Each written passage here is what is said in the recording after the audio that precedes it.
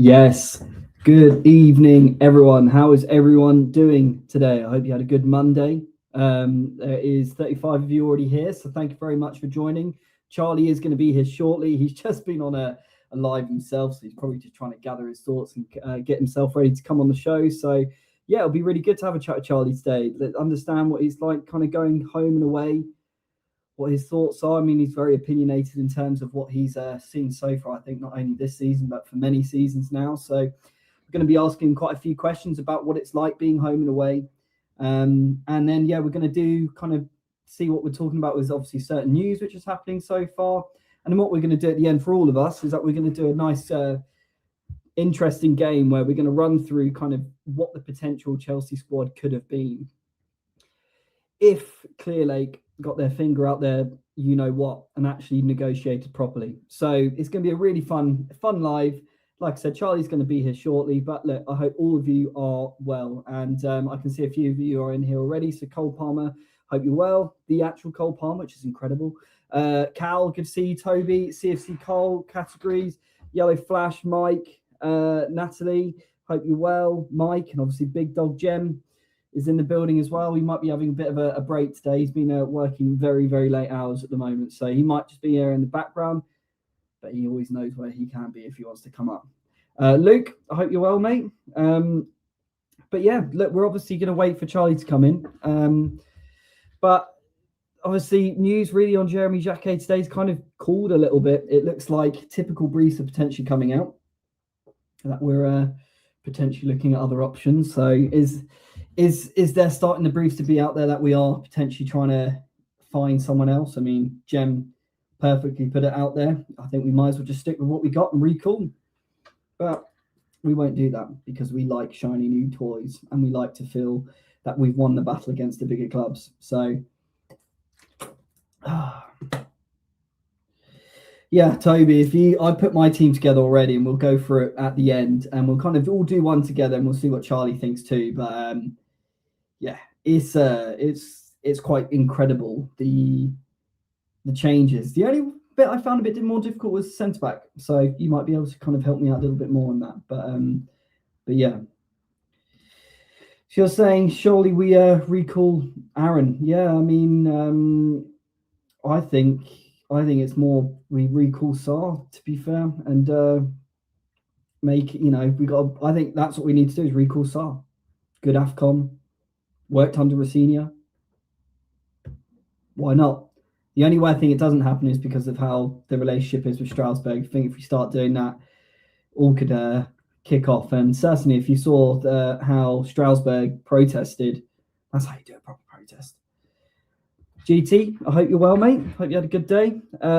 Mike Charles, what we're saying here. So this will make me hate Clearlake more. Oh, okay. Look, it's supposed to be a fun game, but clearly if it's going to start annoying people even more, maybe it's something we won't do.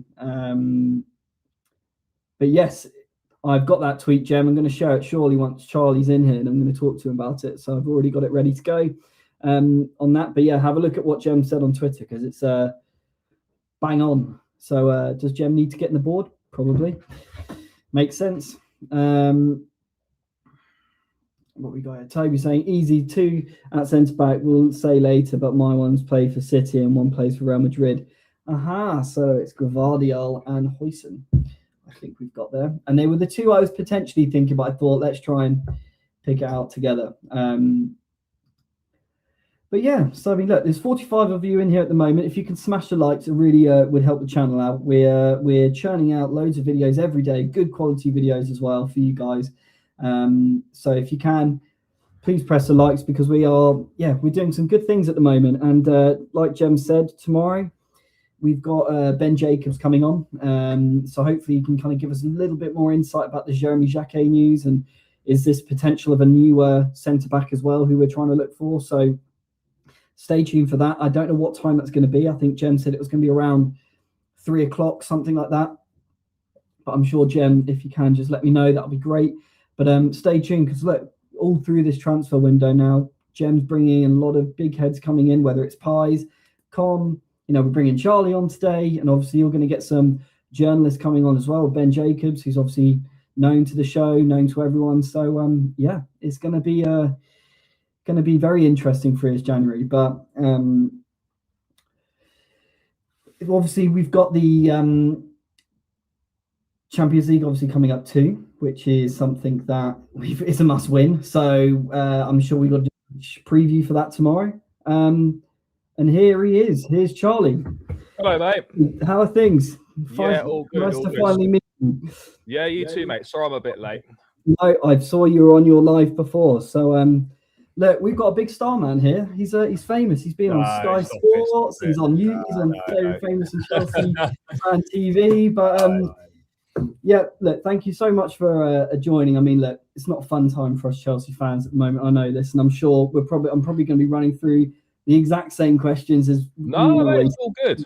All good. It's something we've got to discuss. But yeah, I mean, obviously, how I kind of start these things off is give me 3 words to describe Chelsea's season so far, if you can. Well, 2 words would be massive disappointment, I suppose. Well, I think we can stick with that, and the other one could probably be an explicit word. So yeah, just massive disappointment. Yeah, yeah, very true. I mean, for someone like yourself, I mean, who goes home and away, it must be difficult. It must be really difficult, knowing exactly what's kind of almost going to happen every game, and not really much is going to change. Yeah, it's been tough. I mean, there's been some poor results. Sorry, some poor performances. We're not where we should be or where we want to be, and it's frustrating because this should have been a season to build upon what we achieved last season, and it feels like we've kind of just stagnated or we've even regressed a little bit. Now, look, the season's not over, by the way. We could still achieve some success over the second half of this season, but yeah, it's been very difficult. It's been disappointing, and it just feels like, even though it's not done, it feels like we've missed a big opportunity here, particularly given how inconsistent the whole league is, bar really Arsenal to an extent. Totally agree. Yeah, I totally agree with that. I mean, it's I think inconsistent is just it's a massive part of kind of what Chelsea is at the moment, whether it's on the pitch or off the pitch. And certainly, obviously, going into the January transfer window, and I'm sure obviously you're very well aware of all of a sudden we're getting briefs coming out, and it's very weird how that came out a couple of days before the protest was coming, and I just found that was all very much coincidental. And even how Maresca was asking for centre backs, never got them, and is it because he got how he asked for them? It's just all very petty. And look, at the end of the day, if it was my opinion, I'd be bringing back Sarr, saving you 60 million. And well, the problem is I don't know who I'd trust to kind of spend that money properly. But that's my opinion. I'd be bringing back Sarr. He's known under Rosenior, had a good Africa Cup of Nations. I think it just makes sense. But to them, they like a shiny new toy. They like the fact that other big clubs are trying to go for the same player, and they want to win that battle. So it's then like another trophy for them. But what they also don't realise is that those other clubs have got established centre-backs and top quality centre-backs for a young centre-back to then go and learn from.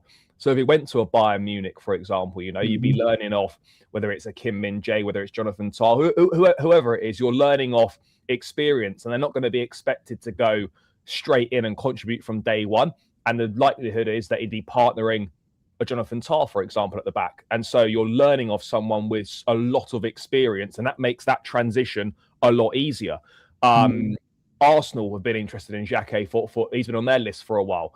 If a Xhaka goes to Arsenal, then again, he's not going to be expected to contribute from day one because they've got Saliba, they've got Gabriel, but he can come in, he can learn his craft, he can be a rotation choice. And when he does play, he'll play alongside one of those two.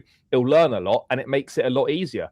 If he comes to Chelsea, if this deal does get done, we're taking someone from an environment where he's very settled at Rennes, he knows it well, he's playing football well there, he's developing well there. You're ripping him out of that environment and you're putting him into an environment at Chelsea, which is not stable, something he's not used to, which is not conducive really at this point in time to getting the best out of young players. And you're asking him to contribute from day one. And with the greatest of respects to our current crop of centre-backs, he's going to be playing alongside players who aren't top class and are of a similar ish ability to him, because this is being billed as, oh, we only want to sign players who are starting quality, then he's going to be coming in to play straight away. And if you're spending 55, 60 million pounds, which is probably what the deal is going to cost if it does get done, then all of us for that money expect someone to come in and make an impact from day one. You're talking about 55, 60 million pounds on a centre back. Yeah. Like, you expect, and this is nothing against the player, it doesn't set the price or whatever it is, but you expect someone that's going to come in, hit the ground running from day one, and almost transform the defence.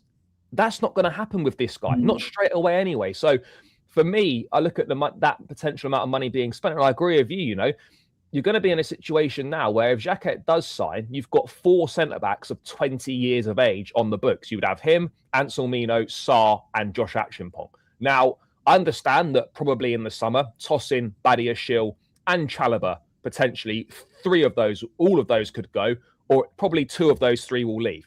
So Xhaka maybe fills one of them if he comes, and then maybe you have Sarr or Anselmino fills another spot as well. But I just feel that you could spend this money better elsewhere. If I've got 60 million quid to spend on a centre back, then for me, you should be looking at going for a Nico Schlotterbeck, for example, at Borussia Dortmund. And if you have to use Anselmino as part of that deal, then that's probably something that Chelsea would maybe be prepared to do, because he's ultimately, him and Sarr, one of those, they're not both going to make it. That's just the sort of, and if I'm wrong on that, then fine. But it's unlikely that both of those guys will make it.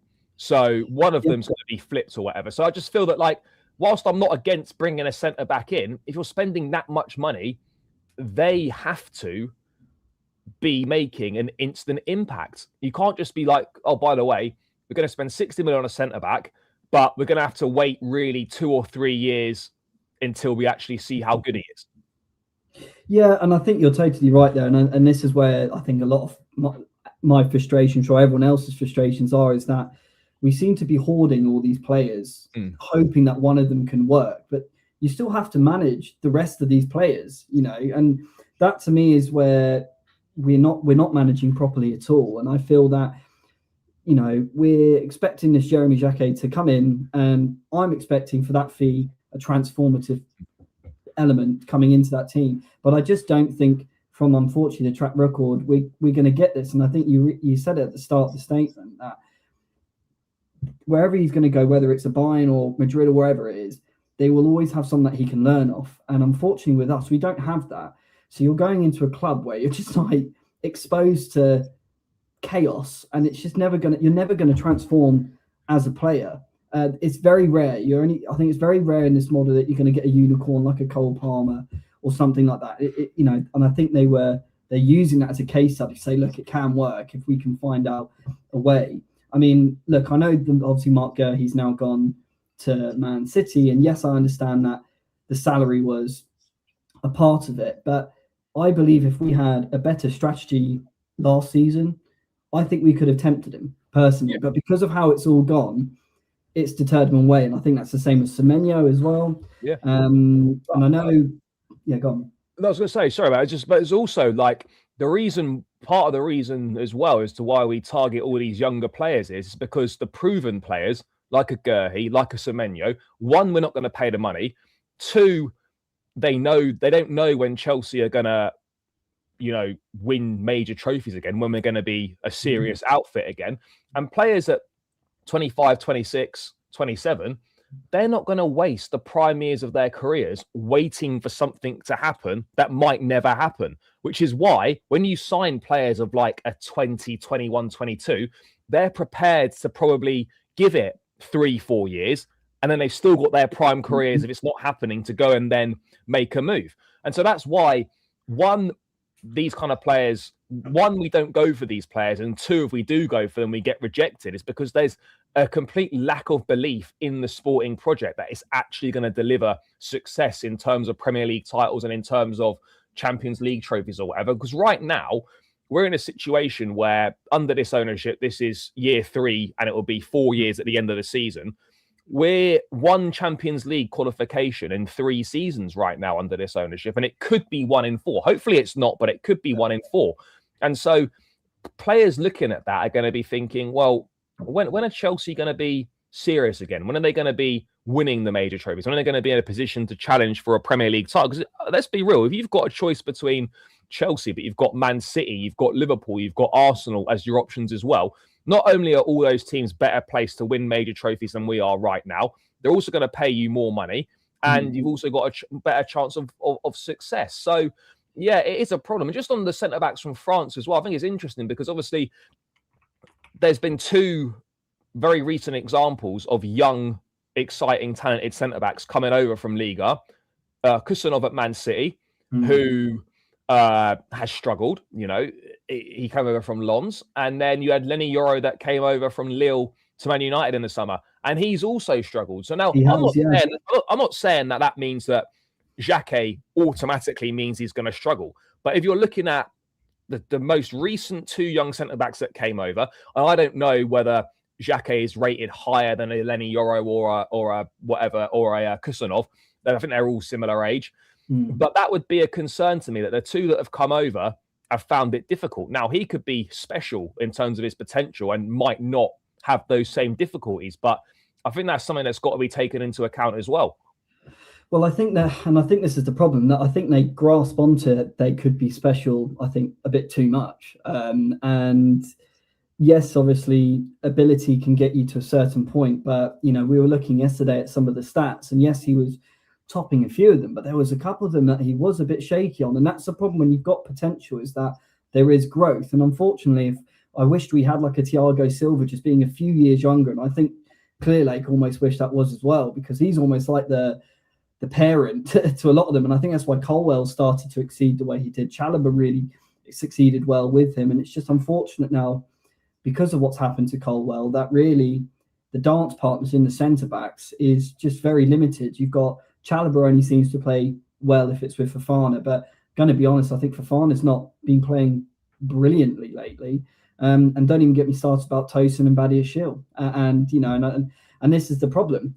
We were screaming for a centre-back, as you well know, and I'm sure everyone else does. And now we're desperate in January to bring someone in. And I think we're just doing it because we're afraid that other big clubs are going to go for Xhaka in the summer. That's purely my opinion on it. But I don't think that's necessarily wrong, because I think it was the same with Enzo Fernandez. Chelsea knew that if it went to the summer, they wouldn't get him, because there would have been Real Madrid's interested. There would have been potentially Paris Saint-Germain's interested. Like, we wouldn't have got him.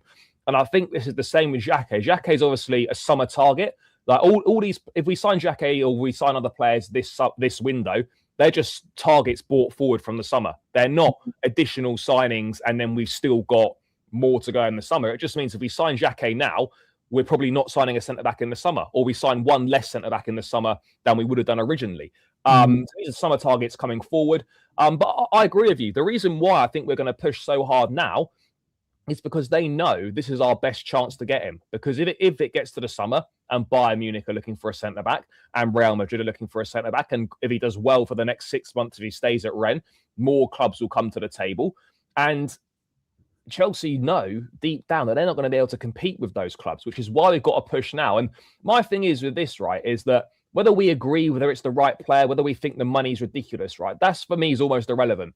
As a ownership hierarchy, if this is the guy that you think makes the difference, then just go and get him. Just pay the money. Don't say he's your top target, all this and all that, and then skimp out over a few million. If you believe in him, put the money on the table, bring him in if that's your guy and that's your belief. Because we know what happens, right? We saw it with Xavi Simons. We are constantly told Xavi Simons is coming. Xavi Simons is coming. He's coming.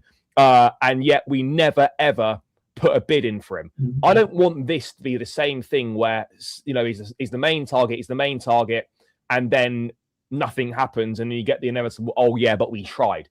So look, I think you have to accept in January, by the way, that when you're looking to take a club's best player, when they're trying to qualify for the Champions League, that's going to come at a premium. Partway through a season, they have every right to go for that fee as well. And he signed a new contract in the summer. So he's on the contract until 2029. He's their best player. We're partway through a season. They want to qualify for the Champions League. Plus, they know we're desperate. Chelsea have to accept that if they want this player, they are going to have to pay more than what they perhaps want to. And sometimes that happens. You know, you're not going to get every signing you want on your terms. for the price that you want to pay. So I would rather they just pay the money and get on with it if this is the guy you want, rather than trying to drag it out over the sake of a few million. Yeah, I mean, kind of going away from kind of then the centre backs, because I think it's quite clear that we either are going to go for him, or it could be someone like a Senesi or someone like that. I know you've mentioned this, and I actually totally agree with what you're saying here about potentially, I mean, in a crazy world, recalling Jackson, and then it then means then Joao Pedro can fit more in that 10. I don't think that's a bad shout. I mean, obviously you're seeing the news about Mateta at the moment. I think if we were a serious club, especially under Mourinho, Abramovich, we'd be biting that Palace's hand off to get a player like that, especially for the fee of 30 million. I don't think that's a crazy amount of money considering it's a January as well. But I would be trying to potentially think, right, could Delap and Jackson be our strikers? And it means you potentially put Joao in a 10. I mean, unfortunately, he's not really excited me in a 10, but it just might mean that from the squad depth, it might mean that we have a bit more there. I mean, I think there's two ways of looking at this, right? There's a cost-effective way of doing things, but then there's, as you said, these guys love shiny object syndrome. They always love the next guy, the next thing, the next talent, the next prospect. But if you actually looked at it, Chelsea could actually improve their squad and be better set over the second half of the season by recalling Jackson. That then allows Joao Pedro to be the alternative number 10 option, which we've lost really because Buonanotte is gone. And then that frees up playing Palmer on the right-hand side more, because you can play Pedro in the 10, and then Delap and Jackson would rotate. Now, look, Jackson would probably cost a little bit of money to bring back, but it wouldn't be a fortune. And then recalling a Sarr or an Anselmino might cost you a little bit of money, but by doing those two things, it's a cost-effective way of improving the squad. And they're a player that knows Chelsea and Jackson, and B, in Sarr, someone that's worked under Liam Rosenior and knows him very well, and someone that Rosenior rates very highly. So instead of dropping 60 million quid on a bit of an unknown quantity, I know you've got to go to Strasbourg and maybe take a centre-back out, and that won't go down very well, but they don't seem to care about that because they went in and just robbed their manager mid-season. I don't think they're fussed about doing anything to Strasbourg. So I look at it and I just think that would make more sense. Not only would it be more cost-effective, you could then reinvest that money somewhere else. So not only could you then think, right, okay, I'll recall Sarr or an Anselmino and take Jackson back, you then still obviously got 50 or 60 million quid to spend this month. And you could look to bring in maybe a midfield player that you were perhaps targeting for the summer, and you maybe bring him in now. So, I mean, in theory, that kind of makes sense, but that's way too logical for. Unfortunately, it's a common theme. The logical side of things never seems to be the case for them at all. They always want to figure out a different way from the norm because that's what they want to do. Before we carry on, there is 61 of you here. So we've got 27 likes. If we can get those likes up, please, that'd be great. We're bringing in content out for you guys every day, and it helps the algorithms. So if you can, that'd be fantastic. But going to more at the game, obviously with Brentford, Charlie and obviously pre to that as well with the protest. I think they expected probably the protest was going to be a little bit more. Again, I thought there was quite a clear message behind everything. So that's why I was quite surprised that there wasn't as many people maybe there. Do you think there is momentum and legs behind this protest? Do you think this is more of maybe a one and done and they've got to kind of reassess what's going on? Or do you think this is going to happen potentially at the away games as well? Kind of you were there, obviously I saw the videos you broadcasted. How did you feel it went? I mean, they said there was maybe a few hundred people there. Were the messages clear, or kind of what happened really? It wasn't as great. It didn't go anywhere near as well as I think a lot of people expected it to be. It was one of those where, obviously, looking back and reflecting, there was probably too many messages in terms of what they are trying to get across. I think there was maybe a lack of a one unifying message, and then unfortunately, like with a lot of these things, you get a lot of younger people that turned up, and then they're kind of playing up to the cameras. They look at it as their sort of moment for their 5 minutes of fame. I'm going to be in a few pictures. I'm going to be in a few videos. Look at this. This is great. And it just dilutes and basically ruins the whole point of it. Because when you got, as soon as it got to people chanting about Tottenham and doing Kalu songs and singing Enzo Fernandez songs, it was just sort of like, the whole thing's the momentum's gone. Then the message has been severely diluted, and you've just got a load of people who are playing up to the cameras, and the whole thing then becomes an embarrassment. So these things are difficult to organise, right? Look, we're never going to get it at Chelsea, unfortunately, like they get it in Strasbourg with the marching and all that sort of stuff. I saw those videos. It was amazing. Yeah, we're just not capable of doing that. But I think what it does show you is that there are people that, you know, want change at the club and do care. But I think what it tells you about certainly the home fan base in general, I think there's a lot of people that actually don't think it's that bad and aren't that fussed. I genuinely think that, because I think we've got to realise as well, right, is that not everybody lives and breathes and cares about the football club as much as you, myself, others that will do content or live and breathe the football club. That's a very small percentage of fans. A lot of people will go to football as an enjoyment on the Saturday afternoon, and they don't think about it again until they get there the next weekend. A lot of people, it's a day out for them. A lot of people aren't as ingrained into it. And so whilst the fan base, I think, are in agreement that things aren't good enough under this ownership, I think there's a large percentage that actually aren't really that fussed. A, aren't that fussed, and then B, they know that it's impossible to force them out, really, and they know they're not going to change the model. So people have kind of thought, well, even though we believe this and we want these changes, we know that to achieve that change is actually very, very difficult. So we're not going to bother. And and I think that it's not like necessarily a defeative mindset, but I think it's kind of, I don't want to say it's not like an adult mindset, but I think some people just feel like, look, what's the point of doing it if we're not going to get a reaction? And yeah, I was certainly surprised. I thought there was going to be more. I mean, look, I was trying to broadcast it whilst I was here. You know, I know obviously Jem before he went to, I think, the protest for the rickets and things like that. Yeah.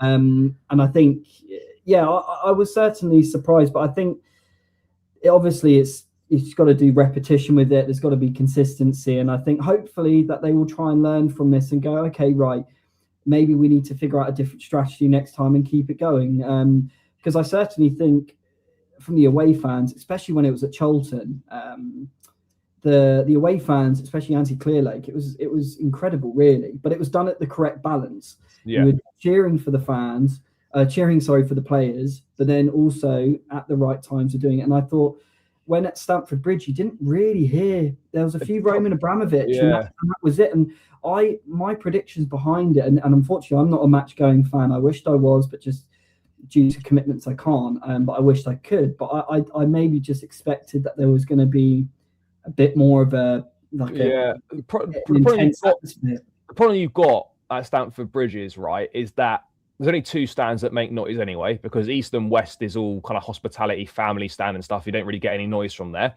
And then a lot of people are kind of casual fans to an extent, and there's a lot of tourists there as well. A lot of people just kind of there for a day out, and they're not really that arsed.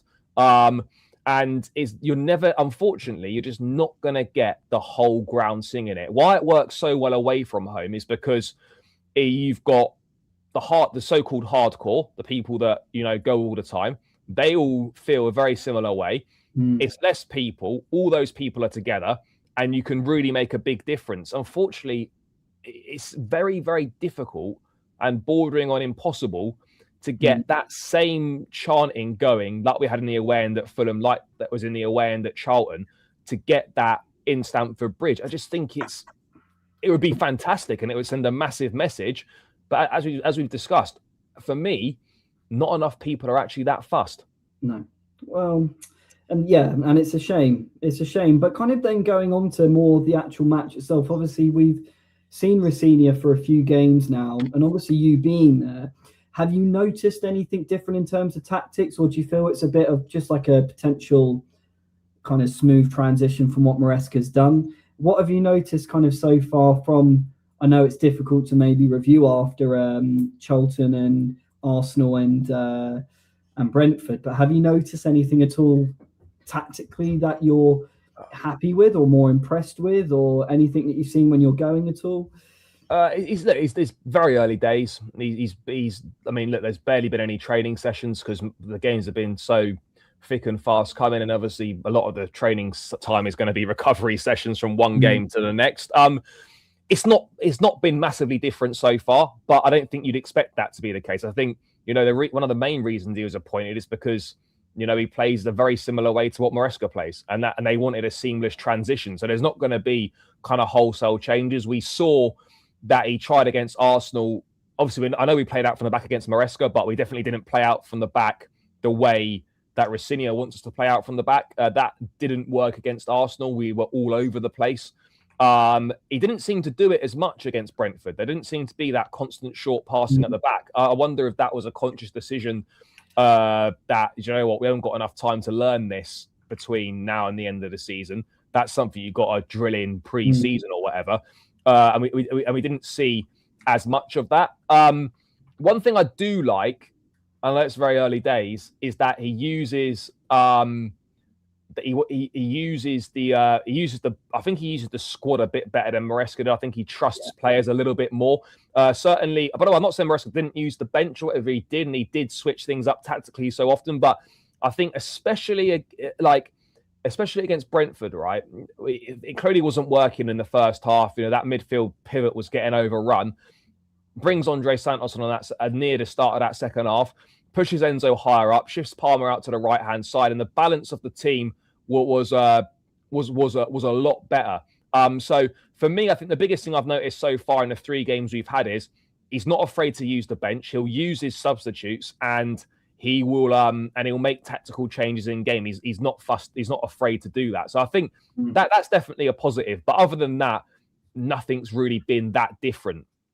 Yeah, well, look, you've got Steve-O here saying, big up Charlie, a real one that goes home and away. And that is truly what I think. Yeah, you are, every time I see you're always posting, I know you work as well. Like, you're a true fan. He goes home and away, and it's got to be commended, because it's a lot of traveling, a lot of your time, especially when at the moment it's not fun. But yeah, I mean, I was a little bit concerned when you saw Sanchez obviously against Arsenal, and I was then thinking, have we done a factory reset? But it seemed like it kind of like he switched into gear a little bit against Brentford, and he, to be honest, he kept us in that game because he did a phenomenal one-on-one save, and his cross claiming was good. It's just, you just always never know if we're going to have that kind of Sanchez coming. And I think throughout the season, even though really in my eyes it was Pedro who was my player of the season so far, but then he just dropped off. And it's crazy to say this, but I think Sanchez for the moment is my kind of player of the season. He's been great. He's been very, very good, and he's not been a problem. The only time that I've been worried about Sanchez was when we were playing it around at the back. When Sanchez first came, every time he got the ball at the back, you were nervous and you were expecting mistakes. Now that isn't the case, but that came back for the first time in a couple of seasons, where against Arsenal, every time he was on the ball, I was nervous because he was being asked to do something he's not comfortable with. He's being asked to do something that he hasn't got the skill set to do at this point in time. Under Maresca, we got to a situation where Maresca got to a place where Sanchez wasn't touching the ball that much, where, yes, we would play out from the back, but it wasn't loads of short passes in the box between a centre-half and the defender. It was maybe, and the goalkeeper. It was maybe a couple, and then it would go long. There was never pressure. It was always just like, and then he was able to play it at the back, but without pressure. Yeah, no, I totally. So yeah, I mean, look, I'm sure Rosenior will look to work on that, but I think for me, when you've got to get Champions League football, when you come in mid-season and the pressure's on to deliver and have instant results, there are certain things as a coach that you might want to implement. But I think you have to adapt to your surroundings and adapt to the scenario. And I think Rosenior is probably intelligent enough to acknowledge that, you know what, there are certain things I want to implement. I have not got the time to be trying to implement things. I can't afford to sacrifice results because I want to implement something on this team. I need to come in and I need to hit the ground running. Yes, I'll make a few changes here and there, but trying to completely change the build-up at the back is not one of those. I think it's one of those things that has to wait until the end of the season. Yeah, it's crazy. It is. Patrick, I've got your question here, but I'm going to go to GT's first, and I'll come back to yours because Patrick, yours is more of a proper conversation. So GT, obviously, he's a big part of this channel. He's been here for a long time. He's asking you, Charlie, do you want Mudryk back into the squad ASAP? Obviously, there was a few articles yesterday. I don't know where that came from. I don't know where. Every so often, like an article pops up. It does. Mudryk's about to come back. It must be some sort of slow news day or something. Like, you know, I remember a while back there was an article that he was gonna become a sprinter at the Olympics. Yeah, honestly, like this nonsense just comes up every so often. I don't know when he's coming back. Look, the annoying thing is that he was actually improving under Mourinho. I'm not saying that he would have been great, right? Because we don't know. But if he continued his rate of improvement, generally, I don't think he would have been any worse than what we've seen from Garnacho and Gittins. My next question is: do you think out of the three on the left, would he have been a starter for you out of Garnacho? I'm not sure he would have started every week, but he would have started games. Yeah, I don't think he would have been worse than the current options. But obviously, yeah, he's not here at the moment. God knows when he's going to come back. I mean, it is ridiculous. You know, it's taking so long. I don't know what's going to happen because now he's been banned. He hasn't played for well over a year. You know, I don't know how they expect him to kind of just get straight into the fold as well. Because I mean, unless you're training on the side, I can't imagine. Well, he is training, but like, I just find it ridiculous that he's not even allowed to go to the training ground. He's not even been proven guilty yet. They haven't even. I know they've charged him, but they haven't even delivered a verdict. Like the fact that he can't even go to the training ground is mad. Yeah, year and 2 months. Sorry, yeah. Yeah, and so look, if you like, normally speaking, like if it goes to CAS and you get a reduced ban or whatever, it's like 18 months. He's gonna, if he gets the reduced ban, right, like Pogba did and whatnot, and like others have had, which was 18 months or whatever, it'll be backdated. He in theory, he should be playing football next season. I do wonder if you would send him to Strasbourg. I mean, if we can't improve and they don't ever go for a left forward. I mean, I don't know how much you want to believe in Sky Carver and how much he's in bed with Eghbali, but obviously what he was saying is that potentially we might be going for a left forward as well. I mean, it's another wide player. Yeah, I mean, I know Quender's coming, and then on top of we've got Quender and Omega coming in the summer, and then on top of that, they do want another attacker. I think we do need a proper alternative at number 10. Like a proper backup to Cole Palmer, because that's probably one area in the squad where I know Pedro can do that, but he doubles up as a 9 and a 10. But for me, Pedro doesn't have the technical ability to be a proper number 10, and he's not really an out and out 9. Yeah, someone like Yildiz, for example, would be that sort of option. But again, look, we'll wait and see. But the problem is though is that there's just so much overhaul every window, and you just can't build any continuity. It's like sort of you think, right, okay, we signed 5 new attackers last summer, and already there's 2 new attackers coming next summer, and they want to add a third. So you're looking at but you're potentially looking at 2 summers, right, where you've signed 8 new attacking players. No wonder there's no on-pitch chemistry. No wonder there's no continuity, and while we're finding things difficult, because when you're having that much turnover every transfer window, is very difficult to build anything. Well, then that brings us on to this, Charlie, really. I mean, I know you probably have seen this already and you might have said it on your stream, but it's if you actually look at the amount of money spent, it's astronomical, really. Yeah. It is astronomical in terms of, if you think about wingers, you know, obviously midfielders, a lot of that's to do with Enzo Fernandez and Caicedo. But if you look at the wingers, I mean, barring maybe Esteval and Pedro, I can't think of anyone else really to equate to that money, which I'm like, they're good quality. And it's crazy to think that. And how sparser, I should say, the centre-back really is. And when that's almost such an important part of of the team. And I just thought it was very interesting when I saw that earlier. I was like, yeah, fair enough. Yeah, when you see it broken down and then split into those sections, you sort of like, we know that we've wasted a lot of money and we spent money badly. But then when you see it like that, and then you break down the players that have been signed and how many of those players that have joined aren't even here anymore, and how many of them leave after 6 or 12 months or whatever.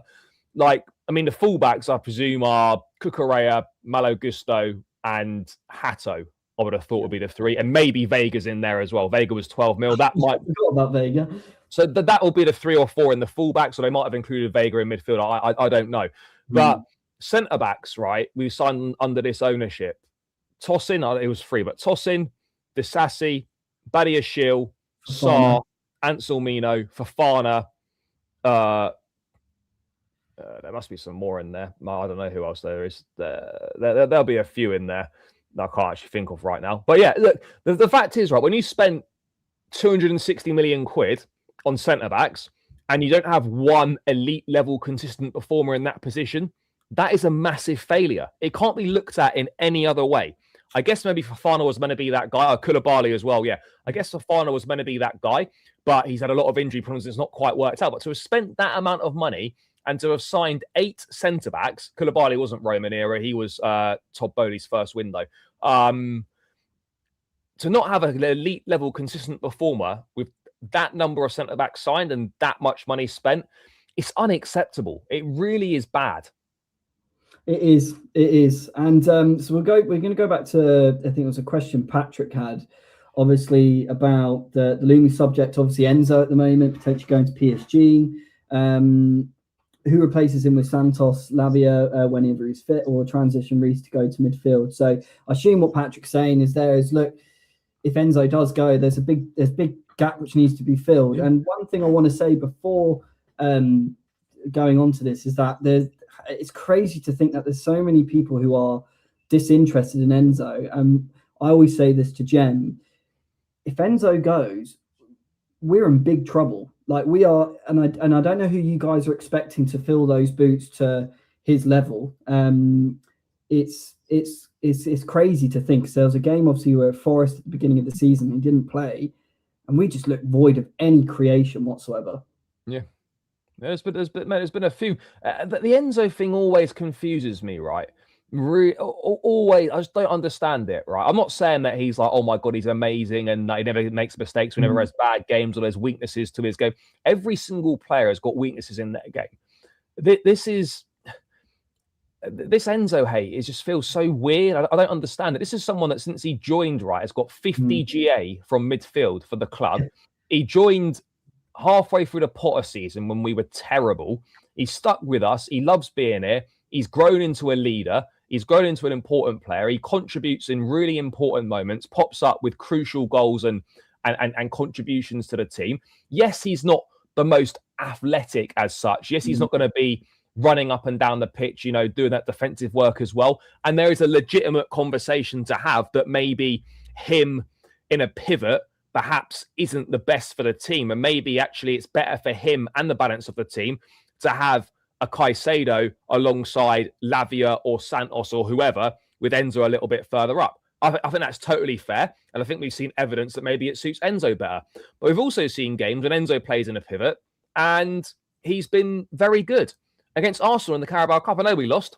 I thought it was brilliant. His range of passing was superb. The way that he was in that midfield, he was very, very good. And so if you don't like a player, that's fine. But I feel that people have made their mind up on Enzo and they're too stubborn, or they're so far into their agenda that they're not prepared to change their mind. Like, it's okay to have an opinion and then to change that opinion when new evidence has presented itself. I'm more than happy to have an opinion on something, and then when the evidence suggests otherwise, to change my opinion because I've been convinced that actually my original opinion was wrong because of what I've seen. And I think there's a lot of players at Chelsea, right, who get criticised, and then as soon as they leave, only then do fans start to realise, actually, this guy was quite good. This guy was contributing. I don't know. Mate, the only player that contributes GA from midfield in the entire squad is Enzo. Caicedo doesn't, Lavia doesn't, Santos doesn't. Who's Lavia? Well, exactly. That's the point, right? We had the best to ever do it in terms of contributing goals from midfield in Frank Lampard. I'm not saying that Enzo is like Lampard, but in this current squad, right, he is the only one that contributes goals and assists from midfield. Goals and assists from midfield are so important. And if you took that out, where on earth are you replacing probably 10 to 15 GA over a season? Sometimes maybe more. Sometimes maybe you got 26 in all comps last season. So where are you replacing, let's say, 15 to 20 GA in a midfielder? Where are you replacing that? And that's my worry with this whole thing, because I know we're linked to the likes of an Anderson or a Wharton, etc. But Anderson's gonna be north of 100 mil. Forest are no way going to let him go for that. Secondly, and I think you've alluded to this before, Charlie, is that we're not going to be the only club in for them. No. You're going to get the likes of a City or whoever going to go for them. And let's be honest, as the same pattern with all these other players, they won't believe in this project unless we pay a foolish amount of money. And that's what that's what I find crazy about that. So we'll see. I mean, look, I believe obviously we've got Ben Jacobs coming on our show tomorrow, and Ben's always said to us that look for midfielders in the summer. I believe that's more of a replacement for Lavia. I don't think that's a replacement, which is going to be a big shock whether it's Enzo, but I think they've realised that Lavia is just unfortunate. There's huge potential there, and don't get me wrong, when he plays, he's brilliant, but we just don't know where he is. But yeah, thanks, Patrick, for that question. So Mike had a question as well saying, do you think there's any surprise of outgo or any surprisable outgoing to summer, potentially any big names? Mike's thinking Neto. Look, I think there's 3 or 4 players, big names, that could leave. Not definitely, but I think there's a chance they could. We talked about Enzo. I think that's really the least likely of the ones I'm going to say. There's a big decision to be made with Romeo Lavia. The fact that a new midfielder is a priority, that to me suggests that one of the existing crop is surely leaving. You know, because you wouldn't have Enzo, Lavia, Santos, Asugu, James as an option in there as well, and add one more. That to me wouldn't make sense, but then it's Chelsea and you can't fully rule it out. But I would expect a midfield player to be leaving in the summer. So a big decision needs to be taken on Lavia. As you said, the main reason we're looking at another midfield player is because Lavia can't stay fit. So a decision has got to be taken on Lavia. I think Enzo Fernandez is a chance. I think one that you do look at, and I'll be very disappointed by this, Cucurella, 27 years of age right now, not old, prime years of his career, but for Chelsea standards, is quite old. And 2 years left on his contract in the summer. That's the point where, under this ownership, you extend or you're sold. Now, it's interesting to me, right? And this could be just wrong, but there was this talk about a new contract, right? It wasn't a new contract. He signed improved terms. So the length was exactly the same. Now, I'm not going to profess to be a contract expert, right?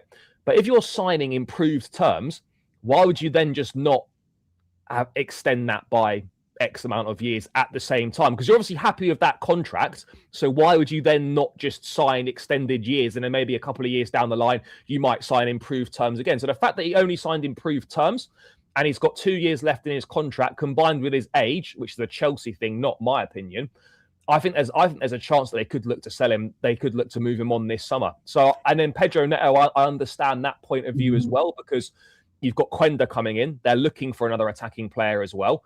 You've got Esteval, Neto, Garnacho, Gittins, 4 wingers there, plus Palmer who can play on the right. Quenda's coming in. I can see that. Andre Santos is another one that, you know, we know there was interest in. We know that Saudi side Al Qudsiya made an offer for him, a big offer. I'm not saying this will happen, but I don't think any of us here would be surprised if a big money offer came in for Andre Santos, which is not entirely unplausible, that they perhaps wouldn't look to take that maybe. So for me, I'm looking at Enzo, Neto, Cucurella, Lavia, maybe a Neto. So out of those 5, I think there's maybe 2 or 3 of those that could potentially leave. And I think those would all go down as surprise outgoings potentially. What are your thoughts on Cucurella at the moment with his performance? I mean, my opinion of him is that it's like mental and physical fatigue. I just think he's just, he had the World Cup, he had the Club World Cup. It's just he's had so many intense seasons without, let's be honest, because whether Maresca just didn't want to integrate Hato in at that point. I just think he looks to have regressed slightly, but I believe it's just more mental and physical fatigue. Yeah, look, for sure, the performances in the last few games haven't been to his usual standard. By the way, he's not been terrible. Obviously, the big mistake at Fulham, yeah, that was terrible. But his performances haven't been bad. They just haven't been at the level that we've seen from him. And you know what? You are going to have drop-offs at times in your career. You can't perform to that top level every single week. There is going to be a bit of a drop-off. I agree that he's played a lot, and so that's naturally going to happen. He played what? Euros, Premier League season, Club World Cup here, and then World Cup again, and then be into another season. You expect Spain to go quite fast. So yeah, look, there are a few issues there. Yeah, look, the form hasn't been as good, but I don't think there's anything to worry about. And I think, we do need to maybe see him rested a bit more. Maybe Hato will be trusted a bit more just to get him a bit fresher because he's played so much football. Yeah. Well, look, obviously, before you go, there's a couple more things I'd like to do. Yeah, one of them's quite a fun game, which I've kind of been thinking of. So essentially, and actually before that, I wanted to know your predictions actually for the scores for the next kind of 5 fixtures. So if I get the fixtures up and let's do it. And I want to just see what you think of the ones or next fixtures, and then I don't know how much time you've got. Obviously, I know you've probably been talking a lot about Chelsea. It's all good now. We've got time for this. Cool, perfect. So, not that one. That is for after. Let's get it up. That would have been nice, yeah. Well, this is the next thing I was going to talk about afterwards. We'll do this first, actually. So, what could have been? This is a what could have been lineup, and I was going to ask you in the chat. This is what I believe was our best lineup with what we could have been, what we were linked with. But it just fell through. So not necessarily just like loose news, but actual genuine news where we had bids rejected or they went to other clubs. So I want to know from you, Charlie, and the chat as well, what you feel could have been for us if our sporting directors actually knew what they were doing. So it'd be very interesting to know. Yeah, it's just so... The one that gets me the most, Rafinha, is disappointing, but we knew at the time that he wanted Barcelona. Yeah, we'd agreed the fee and he would have come if Barca couldn't have got the money together. But yeah, I mean, that's a shame. He's been phenomenal. The one that gets me the most though is Elise. Like every time I see this guy play and he's killing it for Bayern Munich, and he's just such a top player. That was the one that not only did we fumble it once, we fumbled it 2 summers in a row. Yes. And that's the one that gets me the most. That Rafinha, as I said, he wanted Barcelona. That's unfortunate. We never knew if he was going to become the player he was then. No. He came from Leeds and he was playing well. But but unfortunately, South American players, a lot of them, the pull of Barcelona and Real Madrid, there's nothing you can do about that. We can't compete with that. That's just the reality. It's Chelsea, the best of ours, isn't it? So it's going to happen eventually. Just Chelsea, but it's all those clubs. We've seen Suarez leave Liverpool for La Liga. These South American players to want to play for one of those 2 big clubs in Spain, it's tough. So yeah, look, Elise and Osimhen are probably the 2 that I look at, and I'm just like, yeah, those kind of got away. Well, not got away. We just fumbled it massively. I mean, I think we all knew with an Osimhen that the fee was lower. It was right what we could have got, but he just wanted a bit more wages. And I think with the wage structure, yes, I understand that we're trying to keep it to more of incentivized contracts. But as we all know, and I'm sure you've repeated this many times, Charlie, for these sort of players, you do have to push the you do to go for them. And that's the worry, right? And that's the thing where look. I get the wage bill and wanting to lower that and wanting to not offer players huge wages because you end up in a situation where they don't work out. It's very difficult to get rid of them, i.e. Sterling and whatnot. But I feel like Chelsea have sort of looked at the Sterling situation and thought, we can't ever do that again. As if like every sort of signing that you offered potential big money to would work out like that. I feel like now that's happened one time. They're like, we can never do that again.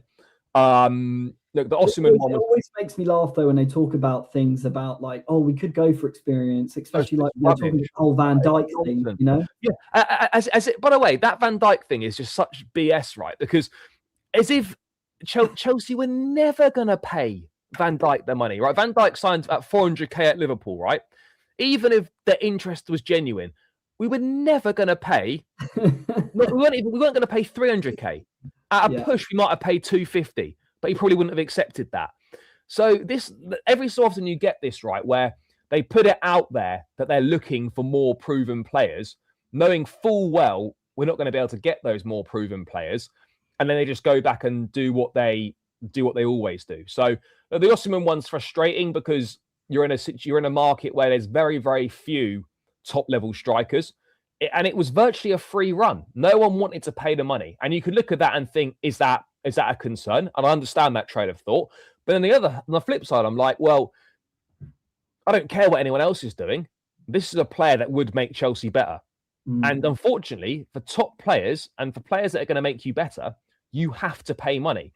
If you're not prepared to pay the money, then you have to accept that you're going for a lesser caliber of player, and you're going to fall further behind your rivals because they will sign those players that make a difference. Yeah, and I think Toby obviously said it here. Obviously, again, more obviously Koulibaly and Aubameyang were the other ones, and I actually felt like the Koulibaly one. I was really excited for that signing because obviously for years we're always linked with him. It was always a centre back that I think a lot of teams wanted. So I felt when we got him, and then when he came to the club, I thought, cool, like, you know, he needed a couple of seasons to embed, but it just never worked. But is there anyone in this lineup that you would change? I mean, I know Toby, who's on here quite a lot, would potentially say about Gvardiol or Huijsen or Gvardiol's another one we could have had. Huijsen, Gvardiol.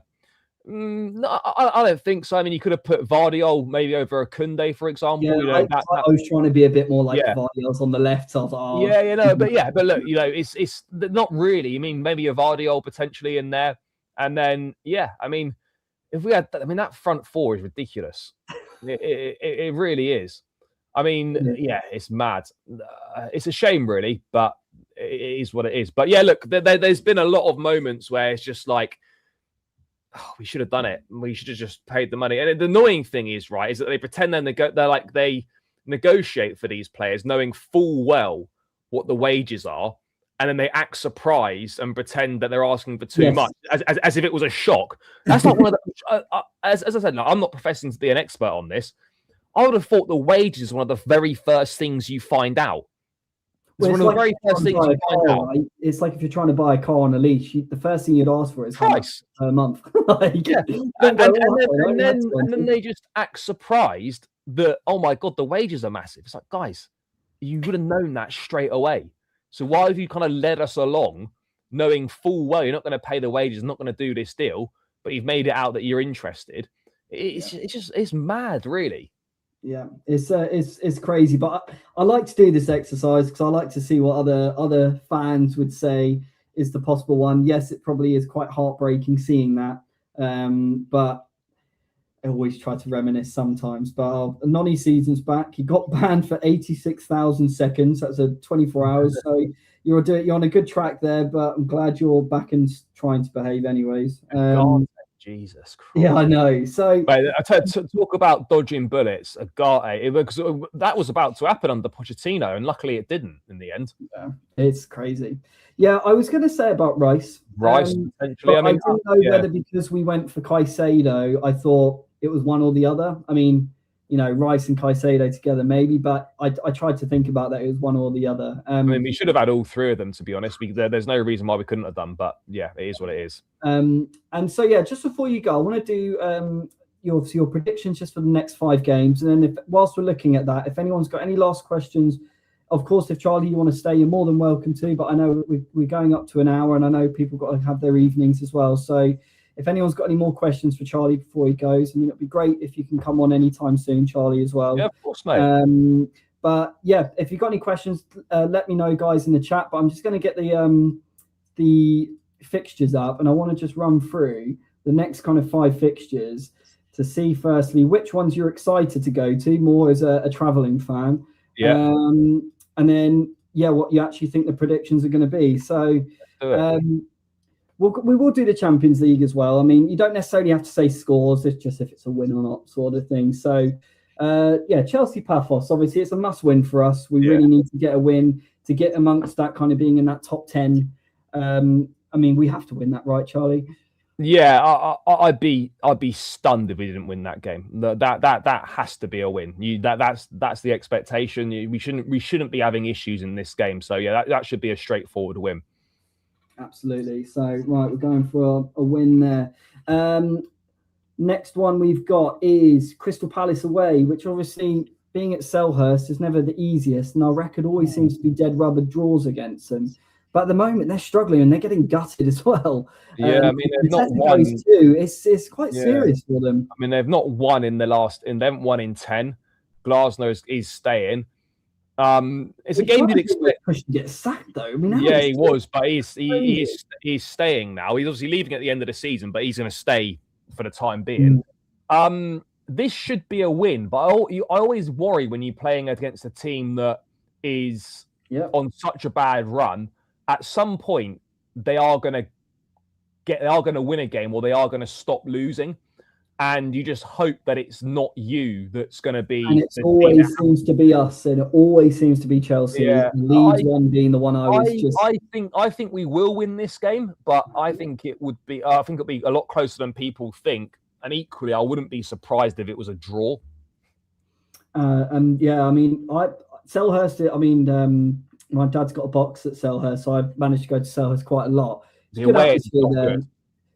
No, well, the away end, it's just like you can't see unless you're unless you're in the front few rows, you can't see.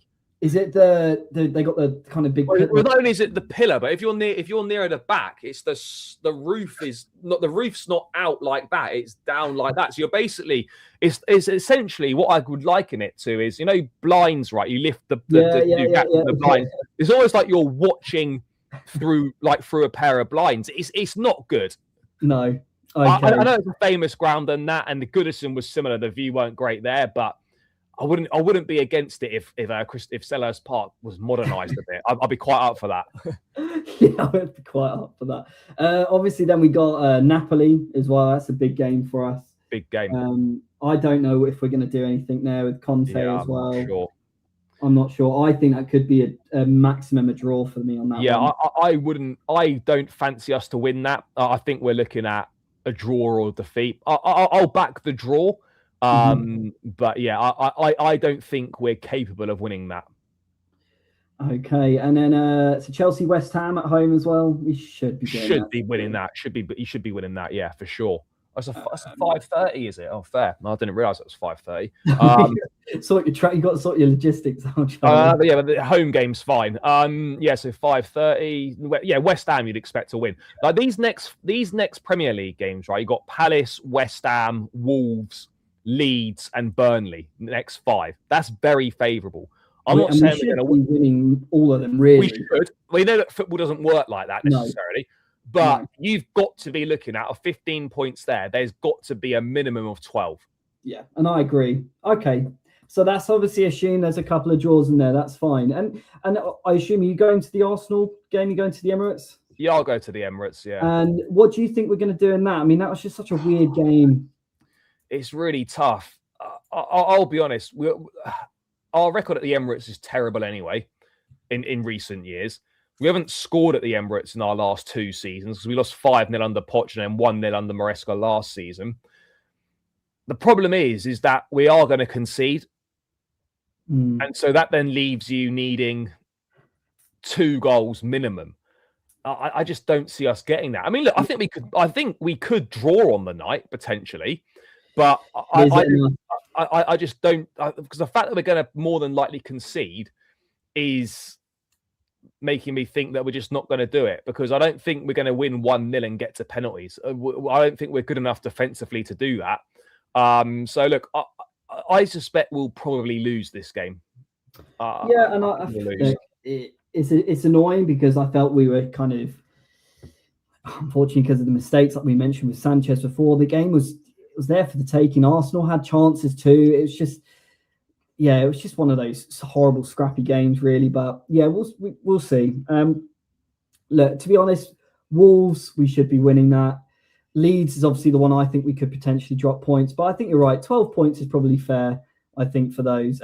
So obviously I've got one question for you, and obviously if anyone else has got questions before Charlie leaves, please put it in now. So now's your chance.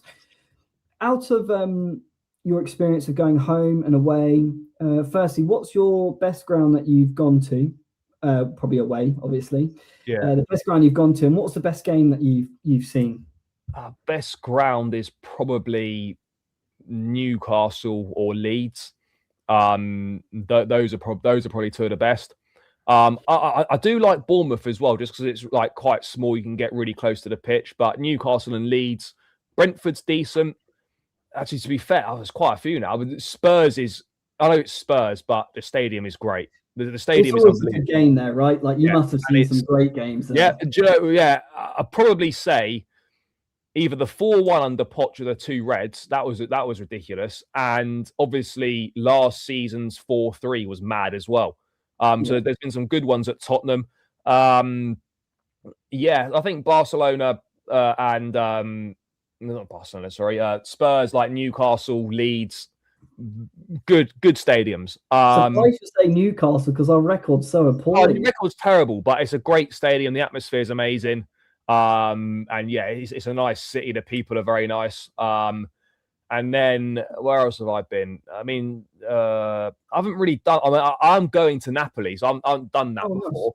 Nice. But yeah, I haven't done that many aways. The only Europeans aways I've done was Conference League final, and then I did the Club World Cup final in the summer.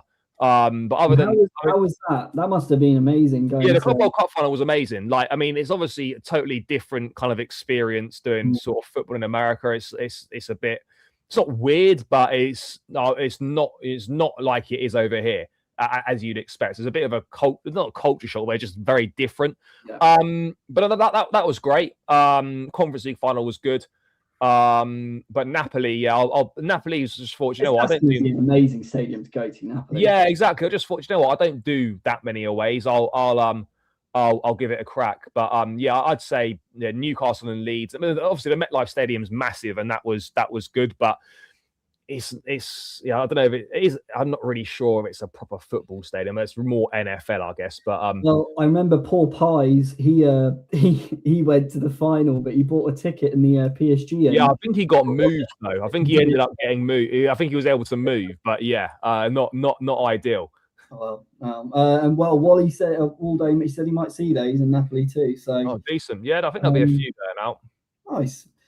Well, look, if anyone's got any more questions, now's your time. Obviously, I'll give you a couple minutes to do that. But no, Charlie, it's been great to have you on, mate. And I really appreciate having the time as well to come on. Obviously, we were on playback before, you see, and obviously then Jem had G&A TV on here before. So I've been on that a few times. Yeah.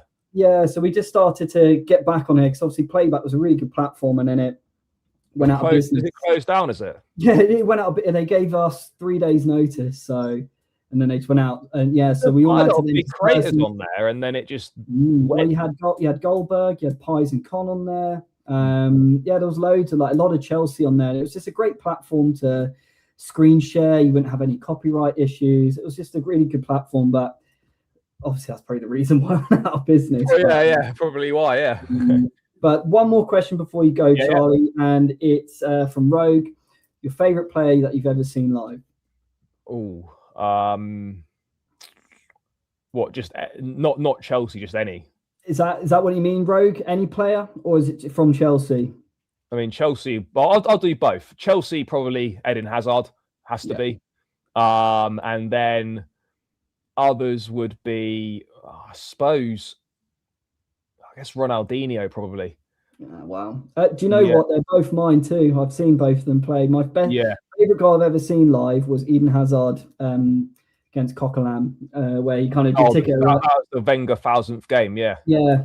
And that was just such a crazy game. And then because my dad's a Portsmouth fan, and I was a season ticket holder with him, and we went to see Portsmouth. It was against AC Milan. That ended up being 2. Was that like 2-2 or something? 2-2, yeah. It was the Europa League. I couldn't believe it. I mean, you say about Selhurst, Fratton Park is the same. I couldn't believe that we saw Kaka, Dida, Ronaldinho. Yeah, the proper like, team. Yeah, unreal. Like, and you're seeing the likes of Sean Davis getting a goal against them. So, and yeah, it was great. Mad, but yeah, so wild. But yeah, no, I agree. They were unbelievable players. Yeah, Hazard and Ronaldinho probably. I mean, there's obviously probably a few others, but yeah, those are the two that I'm like, yeah, that's pretty special to be able to see them.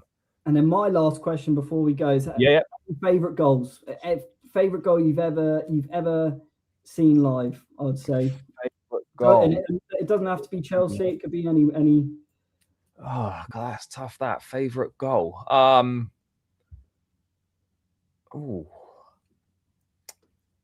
that's a good question. That favorite goal I've seen live.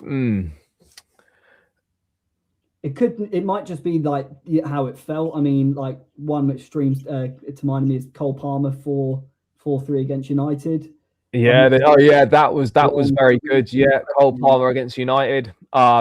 Even Esteval against Barcelona, like in December. That was an exceptional goal.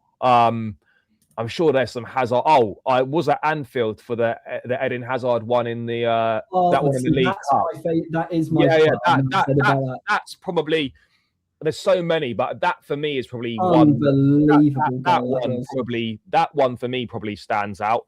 Yeah, I think that one. I mean, there's probably some Lampard ones in there as well that I can't remember, but yeah, that Hazard one at Anfield in the League Cup was a joke. Oh, amazing. Charlie, look, thank you very much for your time, and guys as well. Oh, one more question from Mike before we go.